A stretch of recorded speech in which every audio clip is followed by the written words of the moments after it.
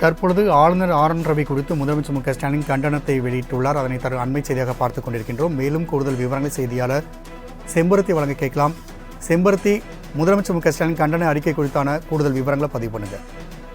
வணக்கம் ராம்குமார். 2 தினங்களுக்கு முன்னதாக சேலத்தில் நடைபெற்ற அந்த இளைஞரணி மாநாட்டிற்கு பாராட்டு தெரிவித்தும் இந்த இளைஞரணி மாநாட்டு ஒரு புரட்சிகரமாக இருந்தது என்பதை வெளிப்படுத்திய முதலமைச்சர் மு.க. ஸ்டாலின் அதற்கு பாராட்டு கடிதத்தோடு சேர்த்து மற்றும் ஒரு அறிக்கையும் தனது இந்த அறிக்கை வாயிலாக மற்றும் ஒரு பதிவையும் தெரிவித்திருக்கிறார்.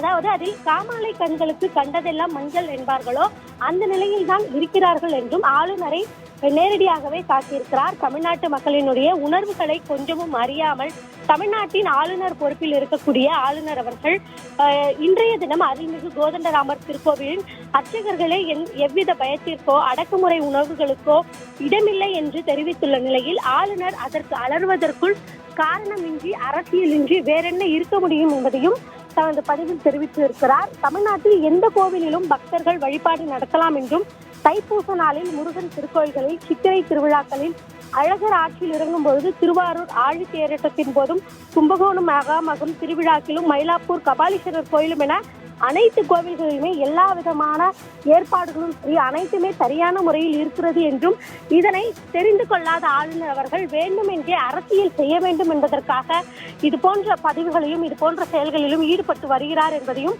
இதில் தெரிவித்திருக்கிறார். மேலும் ஒரு வதந்தியை வாட்ஸ்அப், இதர சமூக வலைதளங்கள், தொலைக்காட்சிகள், பத்திரிகை என பரவ செய்து அதனை உண்மை போல ஆக்கும் பணியை தான் பாஜகவில் உயர்ந்த பொறுப்பில் உள்ளவர்களே பொறுப்பின்றி செய்வது வழக்கமாக ஒன்றாகி விட்டதாகவும் இதில் தலைநகரம் டெல்லி முதல் தமிழ்நாட்டில் உள்ள பாஜகவினர் வரைக்கும் யாருக்குமே விதிவிலக்கு கிடையாது என்பதையும் தனது அறிக்கை மூலமாக தெரிவித்திருக்கிறார்.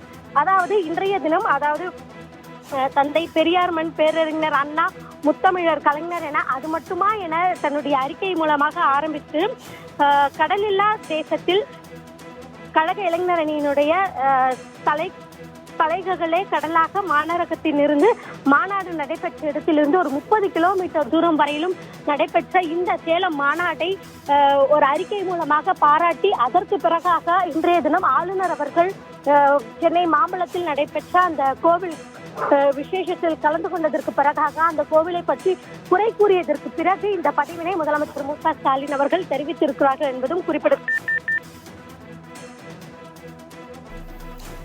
செம்பருத்தி, தகவலுக்கு நன்றி.